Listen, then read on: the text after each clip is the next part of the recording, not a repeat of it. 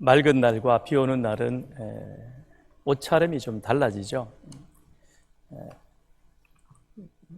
주중에 이번 주일에는 좀 화사한 옷을 입어야 되겠다라고 생각했다가도 어제 오늘의 일기 예보를 보니까 비가 종일토록 온다 그러면 우리는 내가 계획했던 화사한 옷은 치우고 대신 비옷으로 조금 이렇게 옷이 바뀌어지게 되겠죠. 계절에 따라 또는 일기에 따라 우리 옷차림도 달라집니다. 이제 곧 10월이 되지만 그러나 한낮에는 한여름을 방불케 할 정도로 아주 날씨가 굉장히 뜨겁습니다. 그러나 아침 저녁으로는 날씨가 선선해졌고 분명히 가을이 왔구나. 그러면 가을이 오면 곧 겨울이 될 것이라는 사실을 우리는 알고 있습니다. 그러면 여름에 즐겨 입었던 그 옷들은 정리를 하고 이제 겨울 옷으로 우리의 옷장을 또 우리의 옷을 바꾸어 입습니다. 여름의 옷을 겨울에 입고 다니는 사람은 없습니다. 만일 눈보라가 몰아치는데 반팔에 반바지 입고 다니면 우리는 온전한 사람으로 보지는 않을 것입니다. 또 그 반대의 모습, 찌는 듯한 무더위인데 그런데 겨울에 두꺼운 그런 방한복을 입고 거리를 돌아다니면 우리는 분명히 그 사람은 좀 먼친 사람이라고 그렇게 이야기를 하게 될 것입니다. 그것처럼 계절에 따라서도 우리는 옷을 바꾸어 입듯이 우리는 어떤 자입니까? 바울은 1장 2장에서 골로새 교회를 향하여 너희 가운데 복음이 증거되어지고 너희는 예수 그리스도로 말미암아 십자가의 죽으심과 부활을 믿는 자가 되었고 그 사실을 믿음으로 예수의 십자가 죽음은 곧 나의 죄를 대속하기 위한 대속 사건인 것을 우리가 믿음으로 고백하였습니다. 그러면 그 고백되어진 순간 우리에게는 놀라운 변화가 있는 것이죠.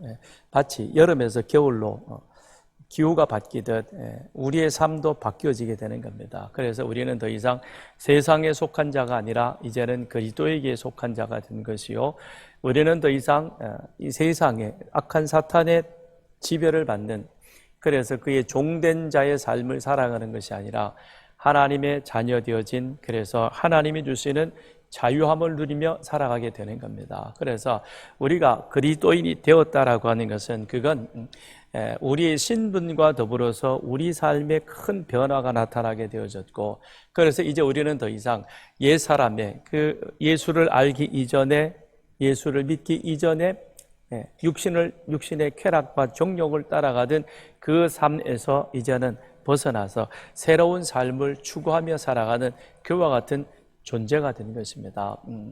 그렇다면 너희가 이제 그와 같은 사람이 되었으니 그러니 너희들의 삶도 달라져야 한다.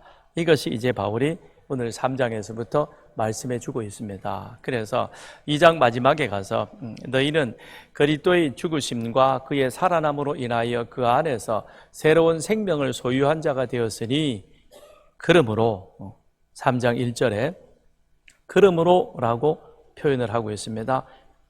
2장 후반절에 대한 결론적인 내용인 것이죠. 그러므로 너희는 위의 것을 찾으라 라고 명령을 합니다.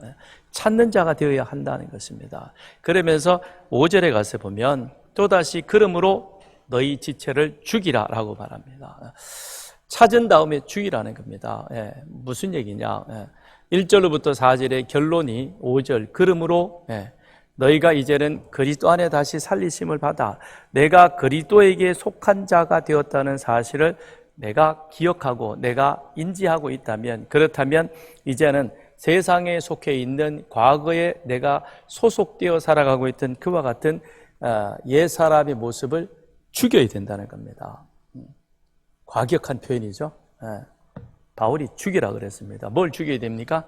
멀쩡한 우리 사람을 죽이는 것이 아니라 내 속에 나를 붙잡아서 나로 하여금 세상에 속하여 살아가도록, 그러니까 나는 지금 예수 그리스도를 믿는 자가 되었는데, 그래서 나는 그의 나라로, 하나님의 은혜로 그리스도의 나라로 옮겨진 은혜를 분명히 입은 자인데, 그런데 아직도 내 속에서 나를 붙잡아서, 그래서 세상의 그런 어떤 가치관, 그런 모습을 추구하는 자로 살아가려고 하는 나를 끊어버리라는 겁니다. 이걸 끊어버리고 벗어버리지 아니하면, 그러면 우리는 그리스도의 죽음을 헛되게 하는 것이죠. 그래서 그러므로 너희는 세상에 속해 있는 그와 같은 육체를 죽이라, 그렇게 말합니다. 그러면서 12절에 가서 보면 또 한 번 그러므로 라고 하는 표현이 나옵니다. 그건 5절부터 11절에 대한 결론인 것이죠. 그래서 너희가 그것을 온전히 끊어버리고 벗어버리고 너희 가운데 제거했으면, 그러므로 너희는 어떻게 하라? 그리스도로 옷 입으라 라고 말합니다. 그렇죠. 우리가 벗고 다닐 수는 없잖아요. 그죠? 옷을 입어야 됩니다. 무슨 옷을 입어야 됩니까? 이제는 그리스도에 속한 새 옷을 입으라라고 그렇게 말씀해 주고 있는 것입니다. 오늘 우리들에게도 동일한 말씀일 것입니다. 내가 예수 그리스도로 세례를 받고 이제는 그리스도인이 되었다면, 그래서 그리스도에게 속한 사람이 되었다면, 세상의 가치관에 붙잡혀 살아갔던 육체의 그런 어떤 모습들의 삶은 우리는 이제는 끊어버려야 될 것입니다. 그리고 그리스도로 새롭게 옷 입은, 그래서 새로운 가치관으로 살아가는 우리들이 되어야 할 것입니다. 그런 변화되어진 모습이 우리 속에 나타나야 하는 것이죠. 그래서 바울의 첫 번째 명령은 찾으라 그럽니다. 찾으라. 자, 1절부터 4절 우리 같이 한번 읽어보겠습니다. 시작. 그러므로 너희가 그리스도와 함께 다시 살리심을 받았으면 위의 것을 찾으라. 거기는 그리스도께서 하나님 우편에 앉아 계시느니라. 위의 것을 생각하고 땅의 것을 생각하지 말라. 이는 너희가 죽었고 너희 생명이 그리스도와 함께 하나님 안에 감추어졌습니다. 우리 생명이신 그리스도께서 나타나실 그때에 너희도 그와 함께 영광 중에 나타나리라. 오늘 바울은 우리와 그리스도의 관계를 어떻게 설명해 주고 있느냐? 생명을 공유하는 관계이다라는 겁니다. 나와 그리스도의 관계는 어떤 관계? 생명을 공유하는 관계이라는 것입니다. 그래서 너희가 그리스도와 함께 다시 살리심을 받았으면, 그렇게 말하고 있죠. 이 얘기는 무슨 얘기입니까? 예수 그리스도의 십자가 죽으심과 부활이, 그것이 예수만을 위한 또는 이스라엘 백성들만을 위한 그와 같은 것이 아니라 바로 그 사실이 2000년 전에 일어난 사건이요, 그것은 중동 지역에 있는 이스라엘이라고 하는 그 한 나라에서 일어난 사건이지만, 그것은 하나님께서 일찍이 타락하고 죄인된 우리들, 나를 기억하사 나를 그 죄에서 구원하시겠다는 하나님의 약속에 따라 그 아들 예수를 이 땅에 보내주셨고, 그 약속에 따라 우리 주님께서는 하나님 앞에 순종하셔서 십자가에 죽으셨고, 그리고 다시 살아나셨다는 겁니다. 그런데 그 사건은 바로 누구를 위한 사건이냐? 나를 위한 사건이었고, 그렇기 때문에 내가 그것을 믿음으로 인하여 나는 그리스도 안에서 나의 죄에 대해서는 죽은 자요, 그리고 그리스도 안에 새로운 생명으로 다시금 살아난 자라는 것입니다. 그래서 그리스도 안에서 이제는 내가 새로운 생명, 그리스도의 생명을 공유하는 자가 되었다라고 말씀하고 있습니다. 그러므로 우리는 어떤 자이냐? 예수 부활의 생명을 소유한 자인 것입니다. 그런데 이 예수 부활의 생명을 소유한 우리들은 주님께서 다시금 이 세상에 오실 그때까지 기다릴 필요가 없습니다. 이미 내가 예수는 2000년 전에 일어난 그 사건이요, 그 사건을 지금 내가 이 시간 이 자리에서 나는 예수가 나의 주이십니다. 그러므로 나는 그 예수를 나의 이제는 주인 되심으로 믿음으로 고백합니다라고 고백하는 그 순간 우리에게는 무엇이 들어오느냐? 예수 생명을 함께 공유하는 자가 되는 거예요. 그런 은혜를 이미 입은 겁니다. 그런데 그것이 언제까지 가느냐? 주님께서 다시금 이 세상에 오셔서 이 세상을 심판하시는 그때까지 쭉 가는 거예요.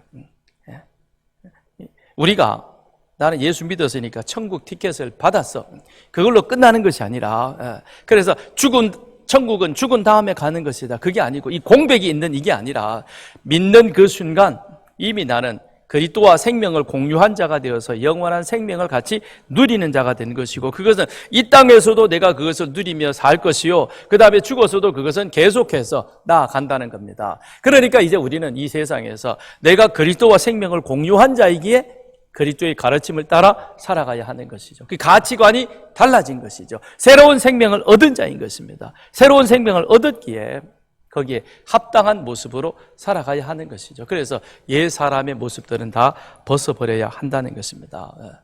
그래서 바울은 그러기에 이제 우리는 어떻게 해야 되느냐? 위의 것을 생각하고 땅의 것을 더 이상 생각하지 말라라고 말씀합니다.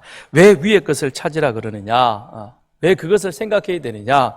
거기에는 그리스도께서 하나님 우편에 앉아 계시기 때문인 것입니다. 우리가 사도신경을 고백할 때도 그런 고백을 하잖아요. 3일 만에 다시 살아 부활하여 하나님 우편에 계시고 그곳에 앉아 계시다가 그 다음 우리를 위하여 이 세상을 다시금 심판하러 오십니다. 그러면 예수님께서 죽음에서 다시 살아 부활하시고 그리고 부활하신 것으로 끝난 것이 아니라 하나님께서 그를 다시금 하늘로 올리우셔서 그리하여 하나님 우편에 앉아 계시게 하시고 앉아 계시는 그것으로 또한 그 다음에는 우리 하나님께서는 그 예수님께 어떤 은혜를 주셨는가? 아들의 권세를 다시금 회복시키셔서 하늘과 땅의 모든 권세를 그에게 주셨고 그래서 세상의 모든 권세들로 하여금 그 이름, 예수 이름 앞에 무릎 꿇게 하셨다는 것입니다. 이것은 당시 초대교회 그들에게 있어서 굉장한 신앙 고백이 되는 겁니다. 왜 그러냐면 그 당시에 예수가 살아 있었다라고 하는 살았다라는 것에 대해서는 부정하지는 못합니다.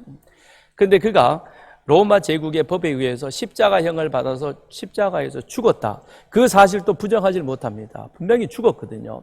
그런데 그 다음부터가 이제 문제가 되는 것이죠. 그런데 3일 만에 다시 주님은 살아 부활하셨습니다. 그건 하나님께서 그를 죽은 자 가운데서 다시금 살리셨습니다. 그 당신이 살아난 그와 같은 모습들을 제자들에게 보이셨습니다. 그리고 심지어는 120명의 사람들에게 보이셨고 한꺼번에 500명의 많은 사람들에게도 보이셨습니다. 그래서 그 사실을 본 자들이 베드로가 나는 예수의 부활을 직접 본 목격한 증인이다라고 그렇게 그는 고백을 합니다. 그런데 이걸 부정하게 되는 것이죠. 누가요? 로마 제국과 그 다음에 대제사장, 사내들인 공회는 이것을 부정을 합니다. 그래서 예수가 죽지 않고 기절했다든지 아니면 제자들이 훔쳐갔다든지 뭐 이렇게 해서 시신을 숨겨버렸다라고 그렇게 이야기를 합니다. 그런데 그런 것들이 지금까지도 흘러나오는 겁니다. 그런데 그 당시에는 이제 막 예수로 인하여 예수의 십자가의 죽으심과 부활로 인하여 예수가 그리스도 되심을 믿는 기독교가 교회가 이제는 시작되어가는 태동기인 것입니다. 그때는 기초가 되어지는 과정인 것이죠. 그 기초가 되어지는 과정 속에는 이를 유대교회에서 그리고 로마 제국에서 많은 방해 세력들이 회방을 합니다. 제대로 기초가 놓여지지 못하도록 이렇게 저렇게 압박을 하고 협박을 하고 그 다음에 미혹하는 그런 일들이 일어나게 되는 것이죠. 그런 그들에게 있어서 아니야, 하나님은 약속에 따라 그 아들 예수를 세상에 보내주셨고 사람으로 분명히 오셨고 그리고 그는 이 세상에서 33년을 살다가 우리 가운데 하나님의 약속이 무엇인가라고 하는 것, 그것이 어떻게 성취되었는가라고 하는 우리에게 분명하게 말씀해 주셨고 하나님 앞에 순종하여 말씀대로 그는 십자가에 하나님의 어린 양 제물이 되셔서 나의 죄를, 우리의 죄를 십자가에서 대속해 주셨고 죽음으로 끝난 것이 아니라 하나님께서 그를 다시 3일 만에 살아 부활하게 하셨다. 이 중요한 것이죠. 그런데 부활하셔서 그는 지금 어디 계시느냐? 다시금 하나님께서 그를 성부, 성자, 성령 삼위의 제2위 되신 성자 하나님의 그 지위를 회복시키셔서 그리하여 지금 하늘에서 그 모든 무릎을, 모든 사람들의 무릎이 예수 그 이름 아래 꿇게 해 주셨다. 그것은 곧 그 아들 예수는 이 천지를 주관하시는 주제자요 그리고 창조주이심을 다시 회복하시는 것이죠. 그가 예수 하나님 곁에 앉아 계신다라고 하는 것은 그는 또한 우리를 위한 중보자가 되신다는 것입니다. 많은 핍박과 박해 속에 가운데 있는 그들에게 있어서 예수가 당신을 도와주고 예수가 당신을 하나님 앞에 지금 그렇게 간언해 주는 자로 있다라고 하는 이것은 그들에게 있어서 굉장히 큰 힘이 되는 것입니다. 그런데 그는 다시금 이 세상을 심판하기 위해서 다시 오신다는 겁니다. 주님은 승천하시면서 그러셨잖아요. 내가 다시금 너희들이 본대로 올 것이다 라고 말씀을 하셨습니다. 그러므로 그가 다시 이 땅에 오신다면 우리는 이미 예수로 인한 그 생명이 이제 예수와 더불어 영원한 천국 가운데 임하게 될 것이다라는 그런 것. 그러기에 박해와 핍박 속에 있던 이 초대교회 성도들에게는 이 말씀이 큰 위로가 되는 것이죠. 그래서 그 믿음을 지킬 수 있는 근거가 되어져 같은 것입니다. 그래서 바울은 위의 것을 생각하라. 위에는 누가 계시느냐? 우리의 믿음의 근원 되시는 살아 부활하신 예수 그리스도가 지금 하나님 우편에 계시다가 그는 약속대로 다시금 이 세상에 오실 것이다. 그러므로 우리는 어떤 자이냐, 무엇을 생각해야 되느냐, 눈앞에 있는 핍박과 박해를 생각하는 것이 아니라 그리스도의 이름으로 내가 세례받은 자임을 기억하라는 것입니다. 그래서 이는 너희가 죽었고 너희 생명이 그리스도와 함께 라고 표현하고 있습니다. 죽었다는 것이죠. 세례라고 하는 것이 죄에 대해서 죽고 그 다음에 그리스도의 이름으로 의에 대해서 다시 살아나는 것이잖아요. 너희는 누구이냐? 이 신분을 말해주고 있는 것이죠. 골로새 교회를 향하여 너희를 지금 핍박하고 그 다음에 미혹하고 있는 당하고 있는 너희들은 누구이냐? 너희는 예수 그리스도의 이름으로 세례받은 자. 그래서 죄에 대해서는 죽은 자요, 다시금 의에 대해서 새롭게 살아난 그와 같은 존재이다 라는 것이죠. 내가 죄에 대해서 죽었다는 것은 예수를 알기 이전에 내 삶의 중요한 가치가 되어져 왔던 그와 같은 것들, 세상에 속한 것들, 그것은 재물이요, 명예요, 권력이요, 또한 쾌락과 지식과 같은 일시적인 그와 같은 것들, 그것을 우리는 주인 삼아서 그것을 얻기 위해서 부지런히 그렇게 살아왔던 것입니다. 그런데 그것이 이제는 십자가에서 주님이 못 박힐 때 나도 함께 죽었던 것이고 주님 안에서 다시금 내가 새로운 모습으로 살아났다는 겁니다. 그래서 세례받은 자이라는 사실을 기억하라, 그것을 생각하라는 것입니다. 그러면서 또한 그리스도와 함께 우리는 생명을 얻은 자이다. 그래서 3절에 보니까 너희 생명이 그리스도와 함께 하나님 안에 감추어졌다 라습니다. 너희 생명이 어떻게 되느냐? 그리스도 안에서 하나님 안에서 감추어진 자가 되었다는 것입니다. 여기서 감추어졌다라고 하는 이 표현이 참 재미있는 표현인데요. 헬라어 시제로서는 현존적 완료형입니다. 우리말에는 이런 시제가 결코 없죠.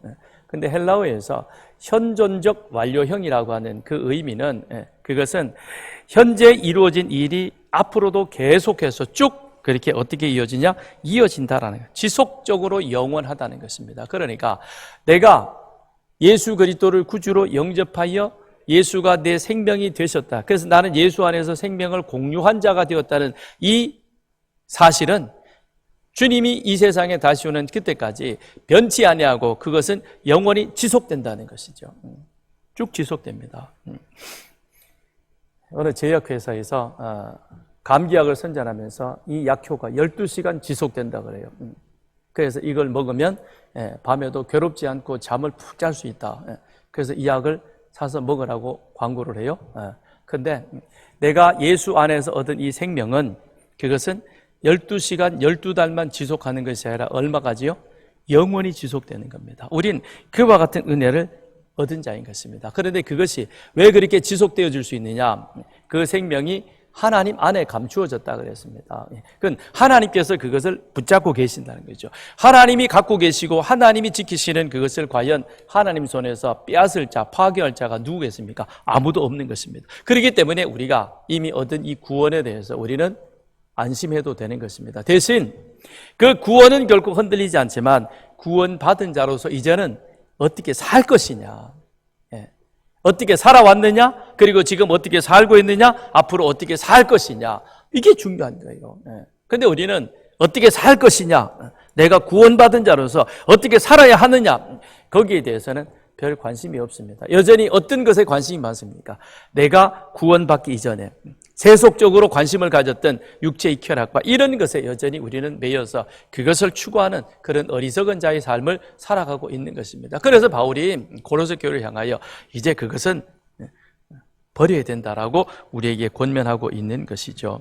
그래서 위의 것을 찾고 위의 것을 생각하는 자가 되되, 그 다음에 5절, 그러므로 땅에 있는 지체를 죽이라. 그것을 찾고 생각했는데 그것이 우리 안에서 계속 지속되기 위해서는 무엇을 우리는 버려야 되느냐? 우리 마음속에 계속 일어나고 있는 이와 같은 육신에 속한 그와 같은 생각들, 이것을 우리는 버려야 한다는 것이죠. 자, 5절, 6절 같이 읽습니다. 시작. 그러므로 땅에 있는 지체를 죽이라. 곧 음란과 부정과 사욕과 악한 정욕과 탐심이니 탐심은 우상 숭배니라. 이것들로 말미암아 하나님의 진노가 임하느니라. 예. 음란, 부정, 사욕.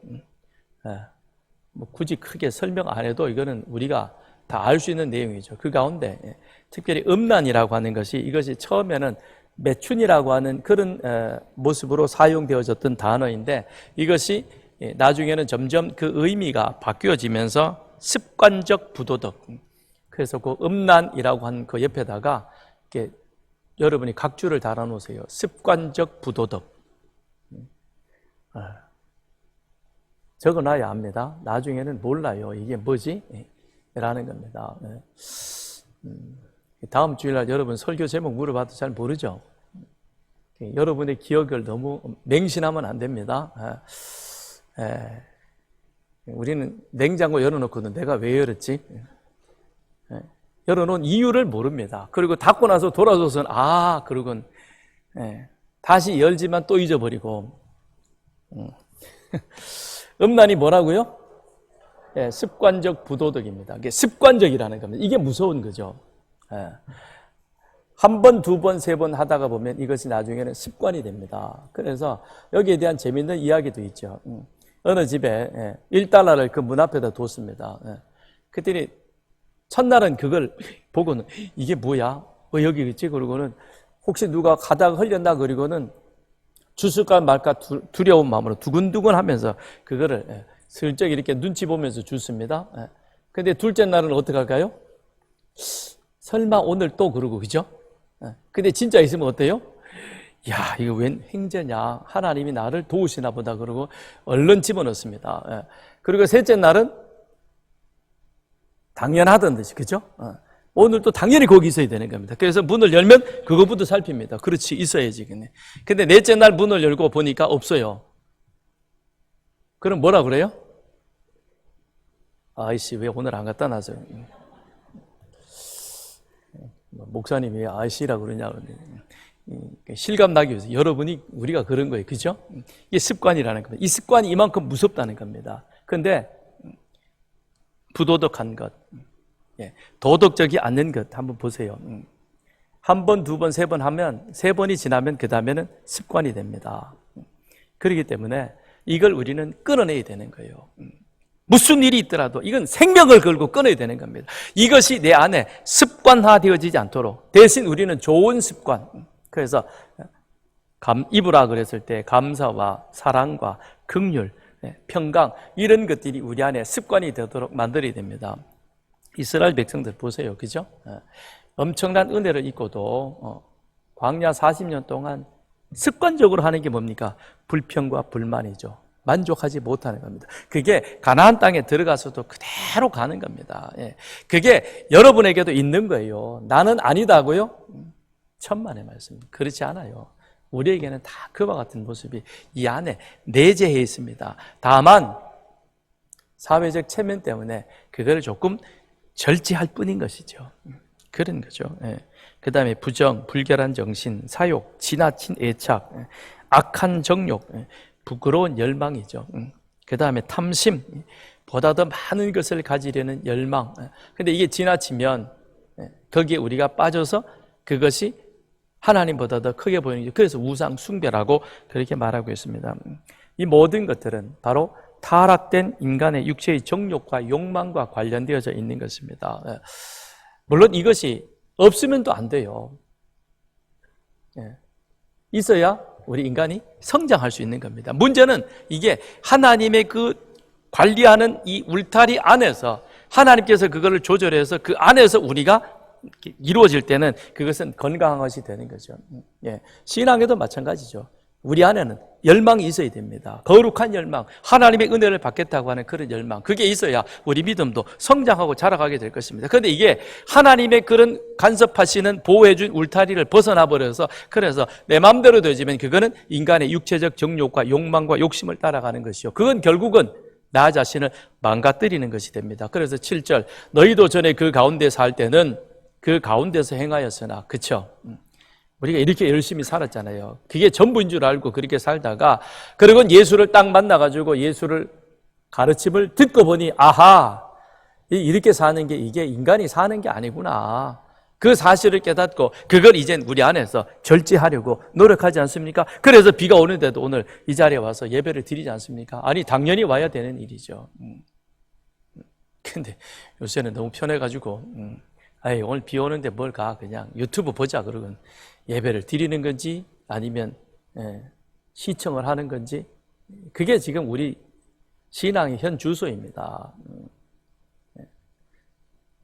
유튜브를 끊고 싶은데요, 정말 어쩔 수 없는 상황에서 예배 드리는 그분을 위해서 하는데, 이게 우리 안에서 습관이 되면 안 되니까요. 우리는 예배 이 자리에 오는 것이 습관이 되이지, 다른 나쁜 쪽에 습관이 되면 이건 결국 그 자신이 망가지는 겁니다. 망가지는 거예요. 그런데 그건 개인이 버려야 될 것이지만 사회 공동체가 함께 같이 또 우리가 버려야 될 것이 있습니다. 8절 9절 시작. 이제는 너희가 이 모든 것을 벗어버리라. 곧 분함과 노여움과 악의와 비방과 너희 입에 부끄러운 말이라. 너희가 서로 거짓말을 하지 말라. 옛사람과 그 행위를 벗어버리고, 여기 성내는 것, 악한 일, 악을 도모하는 것, 모독하는 말, 입에 담기 부끄러운 말, 거짓말. 보세요, 오늘 세상이 이런 거잖아요, 그렇죠? 이런 것들로 그냥 판치지 않습니까? 그래서 어느 게 진짜인지 어느 게 가짜인지도 모르겠고, 그냥 하여튼 입이 그냥 막 따발총처럼 다다다다 그러면서 하여튼 말도 안 되는 논리를 가지고 뒤집어가지고 엎어치고 이래가지고 하면 그 사람이 잘하는 것처럼 보여지고, 제대로 된 진리가 분별되어지지 못한 이 시대가 우리 가운데 지금 우리가 살고 있는 이 세상이라는 것입니다. 그런데 이런 것들을 어떻게 되느냐? 우리 공동체가 이제는 같이 힘을 모아서 벗어버려야 됩니다. 대한민국이 바르게 서야 될 것은 이런 것들을 벗어버려야 되는 거예요. 분함, 묻지마 폭행, 그 다음에 비방, 또 우리 입에 부끄러운 말, 입에 담기 어려운 말, 이런 것들을 우리는 버젓이 하고요. 이 농도가 지날수록 박수받는, 이게 정말 망가지는 세상이지, 이게 어떻게 인간이 살 수 있는 바른 세상으로 말할 수 있겠습니까? 그건 아닌 것이죠. 특히 우리가 정말 버려야 될 것은 거짓말인 겁니다. 거짓말. 이건 우리 입에 결코 담아서는 안 될 것입니다. 골로새 교회 성도들이 예수를 만나기 전에는 이런 삶을 그들은 살아왔습니다. 대한민국도 여기에 예외는 아니었습니다. 이전에 우리 대한제국 때, 조선시대 어떠했어요? 선교사들이 이 땅에 들어와서 이 땅의 형편을 보니까 이건 아주 짙은 어둠에 꽉 내리막혀서 풀 한 폭이 나무 하나 자랄 수 없는 이 척박한 땅에 하나님이 왜 나를 이곳에 보내셨는지, 표정 없는 남자의 그 모습, 과연 거기에 무슨 소망이 있을까? 수건으로 칭칭 동여 그 얼굴에 그 표정조차 볼 수 없는, 그러나 눈빛에는 두려움이 가득한 그 아낙네의 모습 속에서 과연 하나님은 나를 왜 이 자리에 보내셨을까? 그게 선교사의 기도였습니다. 그런 선교사들의 그 첫 인상이 우리 조선의 모습이었습니다. 근데 그들이 순교의 피를 흘리며 이 땅에서 주의 복음을 전하기 위해서, 그리스도의 빛을 비추기 위해서 그렇게 모든 것을 투자하고 헌신한 결과 지금 우리는 세계 역사 유래를 찾아볼 수 없는 이런 은혜를, 축복을 누린 겁니다. 70년 만에 대한민국이 놀랍게 변화되었습니다. 그런데 지금 그런 모든 흔적들을 스스로 잘났다고 하는 사람들이 다 지워버리려고 지금 악을 쓰고 있습니다. 거기에 뇌화부동하는 교회와 목사들도 많이 있습니다. 정신 차려야 됩니다. 대한민국이 어떻게 해서 이렇게 잘 살 수 있게 되었습니까? 분명히 알아야 됩니다. 하나님의 은혜인 것입니다. 이걸 빼놓고는 설명이 안 되는 겁니다. 근데 그걸 우리는 하나님의 은혜를 지우려고 합니다. 바르게 서야 됩니다. 교회가 바르게 서야 한다는 것입니다. 골로새 교회를 보고 그러는 거죠. 너희가 어떻게 지금 바르게 되었느냐? 예수 그리스도로 말미암아 이렇게 되지 않았느냐? 그런데 어찌하여 이런 미혹하게 하는 그 사람들의 말을 듣고 다시 너희가 개가 토하였던 것처럼 그런 곳으로 다시 돌아가려고 하는 그런 어리석은 삶을 살아가느냐는 거죠. 그래서 바울은 뭐라고 합니까? 죽이라 그럽니다. 이건 반드시 우리 안에서 제거되어져야 할 그와 같은 악한 것들입니다. 아직까지도 우리가 예수를 믿으면서도 이와 같은 것들에 매여가지고 그것이 죄인 줄 모르고 행하는 자가 있다면 그건 걱정스럽습니다. 버려야 됩니다. 나는 입만 열면 거짓말이다. 그럼 입을 틀어 막아야 됩니다. 그리고 하나님 내 입에 파수꾼을 세워주셔서 정말 진실된 만남 할 수 있도록 주님 저를 도와주십시오. 기도하셔야 됩니다. 그것이 습관적 부도덕이 되지 않도록 그렇게 노력해야 되는 것입니다. 과감하게 벗어버려야 되는 거죠. 왜요? 10절, 11절 시작. 새 사람을 입었으니 이는 자기를 창조하신 이의 형상을 따라 지식에까지 새롭게 하심을 입은 자니라. 거기에는 헬라인이나 유대인이나 할레파나 무할레파나 야반이나 스구디아인이나 종이나 자유인이 차별이 있을 수 없나니 오직 그리스도는 만유시요 만유 안에 계시니라 그랬습니다. 왜 우리가 이것을 벗어버려야 되느냐라는 것이죠. 그게 뭡니까?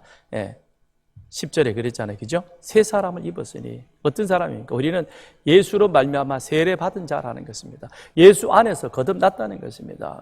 거듭났는데 다시금 목욕한 자가 다시 그 때 묻은 더러운 지저분한 옷을 입을 수 있습니까? 못 입죠. 절대 못 입습니다. 새 옷을 입어야 하듯이 우리는 이제 그와 같은 자가 되었다는 것입니다. 그래서 그리스도의 말씀 안에서 이제는 새로운 그리스도의 진리가 무엇인가를 깨달아 알아가는 자가 되어야 하는 것입니다. 그래서 12절 그러므로 라고 표현하고 있습니다. 그러므로 뭡니까? 너희는 하나님이 택하사 거룩하고 사랑받는 자처럼 우리는 그리스도 안에서 하나님의 선택받고 사랑받는 자가 되었습니다. 그래서 우리는 이 세상을 살지만 천국의 시민권을 가진 그런 자인 것입니다. 그래서 우리는 세상에 살지만 세상 사람들과는 가치관이 다른 것입니다. 가치관이 다르기 때문에 우리는 다르게 살아야 하는 것입니다. 가치관이 다르기 때문에 그것을 살 때 그것이 실천적 영역 속에서 행해져야만 하는 것입니다. 머리로만 아는 것이 아니라 아는 것이 우리 삶 속에 실질적으로 이루어지는 그와 같은 삶을 살아야 하는 것이죠. 그래서 우리가 이제 입어야 할 옷이 있습니다. 그 옷 입으라라고 바울은 명령하는 것이죠. 그게 무엇이냐? 긍휼과 자비와 겸손과 온유와 오래 참음을 옷 입고 누가 누구에게 불만이 있거든 서로 용납하여 피차 용서하되 주께서 너희를 용서하신 것 같이 너희도 그리하고 우리가 입어야 할 옷이 있죠. 긍휼과 자비와 겸손과 온유와 오래 참음을 옷 입고 그리고 거기에 대해서 그 다음에 누가 어떤 허물을 가지고 있든지 그것을 서로 용납하고 용서하고 그 다음에 하나가 되도록 노력해 주어야 된다는 것입니다. 왜 그렇게 해야 됩니까? 왜 그렇게 되죠?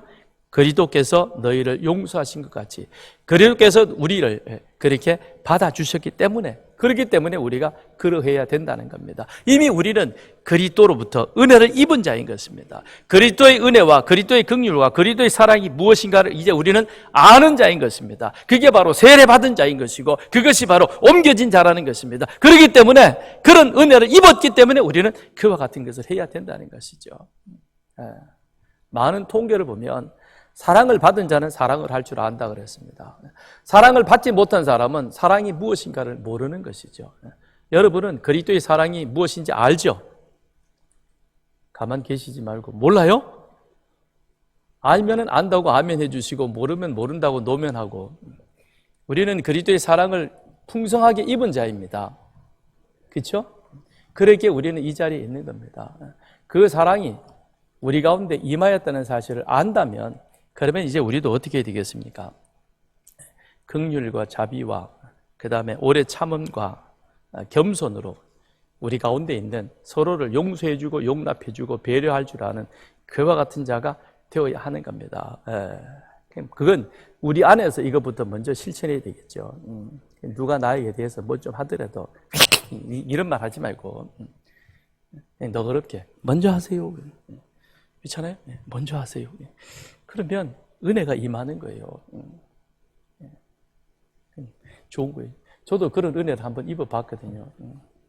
나중에 얘기할게요. 오늘 시간이 가니까. 놀랍더라고요. 미국 사람들은 그런 것들을 이렇게 서로 배려를 잘해주는 거예요. 그래서 우리는 은혜를 입은 자에게 그러해야 된다. 그런데 14절에 보면 바울은 거기에서 우리에게 하나 더 할 것을 말해주고 있습니다. 14절, 이 모든 것 위에 무엇을 더하라? 이는 온전하게 매는 띠라. 자, 12절에 보니까 긍휼과 자비와 겸손과 온유와 오래 참음, 그리고 서로 용서하고 용납해 주는데, 그런데 이것을 온전하게 하는, 그것을 제대로 할 수 있는 그 힘이 무엇이냐? 사랑이라는 겁니다. 그래서 우리 가운데 뭘 더하라? 사랑을 더하라 라고 그렇게 말하고 있습니다. 그래서 우리는 바로 이와 같은 사랑의 옷을 입는 자가 되어야 합니다. 그 사랑의 옷을 덧입어서 서로 용납하고 용서하고 배려할 줄 아는 그와 같은 사람이 되어야 할 것입니다. 뿐만 아니라 15절에 보면 그리스도의 평강이 너희 마음을 주장하게 하라. 너희는 평강을 위하여 한 몸으로 부르심을 받았나니 너희는 또한 감사하는 자가 되라. 그리스도의 평강이 우리 가운데 임하도록 하라. 그래서 우리가 행해야 할 일들은 무엇이냐? 첫째는 사랑이요, 두 번째는 평강이라는 것입니다. 세상은 평화를 말합니다. 그 세상에 말하는 피스, 평화는 그건 힘에 의해 만들어진 균형입니다. 어느 쪽이 힘이 세지면 독일이 2차 대전을 일으켰던 것처럼 인간 안에는 이게 절제되어지지 않는 욕망이 있거든요. 근데 이게 상대방과 내가 힘으로 서로 팽팽하게 맞으면 이거를 좀 억누릅니다. 그런데 눈치 봐가지고 제가 나보다 좀 약한 것 같다 그러면 나도 모르게 이 안에 내재되어졌던, 억누러졌던 인간의 이런 욕망적 쾌락이 일어나기 시작합니다. 그래서 그걸 가지고 쳐들어가는 것이죠. 그래서 많은 사람들이 죽는 전쟁이 일어나는 겁니다. 그런데 바울은 그런 평화가 아니라 그리스도의 평강이 너희 가운데 임하게 하라는 것입니다. 그리스도의 평강은 그 모든 사람에게 골고루 임하는 그런 하나님의 은혜인 것이죠. 그래서 여기서 그리스도의 평강이 우리를 주장하게 하라 그랬습니다. 이 주장한다라고 하는 그 말은 통제한다, 결정하도록 하라는 것입니다. 그러니까 하나님의 은혜로 그리스도로 말미암아 우리는 평강이라고 하는 것을 알게 되었는데, 그 평강을 입은 자이지만 우리는 이미 그리스도의 은혜를 입은 자이지만, 그러나 이 안에 보면 이 그리스도의 평강이 우리 가운데 온전하게 임하는 이 부분에 있어서는 차이가 있습니다. 인간의 차이인 것이죠. 은혜를 입어서 그리스도인이 되었지만 아직도 온전치 못한 성숙되어져 가는 그 과정에 있다 보니까 서로가 부딪히면 삐그덕거릴 수 있고 충돌될 수 있고 문제가 생길 수 있는 겁니다. 그럴 때마다 그리스도의 평강이, 그리스도가 우리를, 그런 사람을 좀 다스리고 누르고 못한 사람을 좀 올리고 이렇게 해가지고 우리 안에 균형되어진 평강을 만들으라는 것이죠. 마른 땅에 비가 내리면요 골고루 임하잖아요. 그렇죠? 하늘에서 내리는 비. 사람이 물 주는 것은요, 그거는 많이 줄 수도 있고 적게 줄 수 있습니다. 그러나 하늘에서 내리는 하나님의 비는 모든 것에 골고루 임하게 됩니다. 그것처럼 그리스도의 평강이 우리를 주장하고 통제하고 다스리도록 해서, 그래서 우리 안에 뭐가 있도록 해야 되느냐? 평강이 임하도록 해라 라고 말씀하고 있는 것입니다. 그 다음에 16절에 보면 그리스도의 말씀이 너희 속에 풍성히 가여 모든 지혜로 피차 가르치며 권면하고 시와 찬송과 신령한 노래를 부르며 감사하는 마음으로 하나님을 찬양하라 그랬습니다. 그 다음에 우리가 또 입어야 할 사랑의 옷, 그 다음에 두 번째는 평강, 그리고 세 번째는 하나님의 말씀인 것이죠. 말씀의 옷을 입어야 되고 말씀이 우리를 주장하도록 우리 자신을 내어주어야 하는 것입니다. 그런데 그 말씀이 그냥이 아니라 어떻게 해요? 풍성하게 그랬습니다. 풍성이라는 것은 차고 넘치는 것입니다. 우리 안에 무엇으로 가득 차고 넘치도록 해야 되느냐? 하나님의 말씀으로. 이 하나님의 말씀이 우리 안에 충만해야만, 그래야 우리의 죄악된 이 욕망을 우리는 하나님에 의해서 다스림을 받게 되는 겁니다. 그렇지 못하면 내려가는 것이죠. 그러니 예수님이 마귀에게 시험을 당하면서도 당신의 능력이 아니라 무엇으로 이깁니까? 하나님의 말씀으로. 사람이 떡으로만 사는 것이 아니라 하나님의 말씀으로 산다 그럽니다. 그건 무엇입니까? 이 안에 주님에게도 하나님의 말씀이 충만한 것입니다. 그러기에 우리는 늘 하나님의 말씀이 우리에게 충만하여 그 말씀이 나를 다스리고 나를 주장하고 나를 이끌어 가도록 그렇게 하나님 앞에, 말씀 앞에 우리 자신을 내어놓아야 하는 것입니다. 그 다음에 17절을 가서 보시죠. 또 무엇을 하든지 말에나 일에나 다 주 예수 이름으로 하고 그를 힘입어 하나님 아버지께 감사하라 그랬습니다. 그 다음에 마지막으로 우리가 추구하며 살아가야 할 것은 그리스도의 이름인 것입니다. 그리스도의 이름으로 모든 일을 하라 그랬습니다. 왜 우리는 그리스도의 이름으로 해야 되느냐? 그리스도로 말미암아 구원받은 자이기 때문에 그렇습니다. 그래서 바울은 먹든지 마시든지 무엇을 하든지 다 그리스도의 이름을, 그리스도의 영광을 위해서 하라라고 말씀하고 있는 겁니다. 우리는 이 땅에 구원받은 자로 살아가고 있습니다. 그러나 우리의 신분은 하늘에 속한 자인 것입니다. 그러기에 우리는 이 세상에 그리스도의 이름을 위하여 보냄받은 대사와 같은 것입니다. 주미 한국 대사는 한국의 이익을 위해서 일하는 것처럼 우리는 주 하늘나라에서 파송한 대한민국의 대사입니다. 그러니까 우리는 살아가는 이 삶이 하나님의 영광, 하나님의 이름, 그리스도의 영광을 위한 그와 같은 것이 하는 것입니다. 그런데 그 이름이 우리로 하여금 자부심이 되어야 하는 것이죠. 왜요? 우리 주님께서 하늘과 땅의 모든 권세를 가지시고 이 세상을 통치하시는 그분의 보냄받은 대사인 것입니다. 그러기에 우리는 어느 곳에서 무슨 일을 하든지 그리스도 이름으로 당당하게 그 일을 임해야 하는 것입니다. 그런데 이것이 결국은 우리로 하여금 어떤 삶으로 귀결되게 하느냐? 자, 15절. 그리스도의 평강이 너희 마음을 주장하게 하라. 너희는 평강을 위하여 한 몸으로 부르심을 받았나니 너희는 또한 감사하는 자가 되라. 평강하되 그 평강이 우리를 주장할 때 우리 입에서는 무엇이 나오느냐? 감사가 나온다는 겁니다. 16절. 그리스도의 말씀이 너희 속에 풍성하게 거하여 그 말씀으로 그 말씀의 다스림을 받을 때 그때 16절. 시와 찬송과 신령한 노래를 부르며 감사하는 마음으로 하나님을 찬양하게 될 것입니다. 그 다음에 세 번째 17절. 또 무엇을 하든지 말에나 일에나 다 주의 예수의 이름으로 하고 우리가 그리스도의 영광을 위하여 살아갈 때 그때 그를 힘입어 하나님 아버지께 감사하라. 결론은 어떤 자가 되는 겁니까? 감사하는 자가 되는 겁니다. 우리는 구원받은 것에 대해 감사합니다. 그리고 구원받아 하나님의 은혜 가운데 살아가게 되는 것, 이 또한 감사인 것입니다. 더군다나 우리를 이 죄악된 세상에서 이제는 천국을 소망하며 살아가는, 그런데 살아가는 그 삶이 그리스도의 이름으로 그리스도의 영광으로 살아가는 그것으로 인하여 우리는 하나님 앞에 감사하는 자가 되어야 할 것입니다. 여러분 마음속에 이와 같은 은혜가 풍성히 임하여 그리하여 우리는 무슨 일을 하든지 늘 하나님 앞에 감사가 일상이 되어지는 그런 삶을 살아가는 여러분과 저가 되기를 바랍니다. 이제 우리가 함께 이 시간 기도하겠습니다. 하나님 앞에 기도할 때 육체의 욕망을 따라 멸망으로 가던 우리를 이제는 그리스도의 나라에 그리스도를 대표할 수 있는 대사로 세워주셨고, 그래서 그분의 이름을 위하여 살아가도록 해주셨습니다. 뿐만 아니라 육체에 속하여 멸망으로 나가는 썩어질 것, 세상의 것들을 추구하던 우리들 하여금 이제는 의미 있고 가치 있는 그리스도의 나라를 추구하는 자로 우리를 세워주셨습니다. 그러므로 이제는 그리스도의 나라로 옮겨진 자로서 그에 합당한 이 옷을 입고 그리고 그리스도의 영광을 위하여 살아갈 수 있는 감사가 일상이 되어지는 우리들이 되게 해 주옵소서. 이 시간 같이 함께 기도하겠습니다.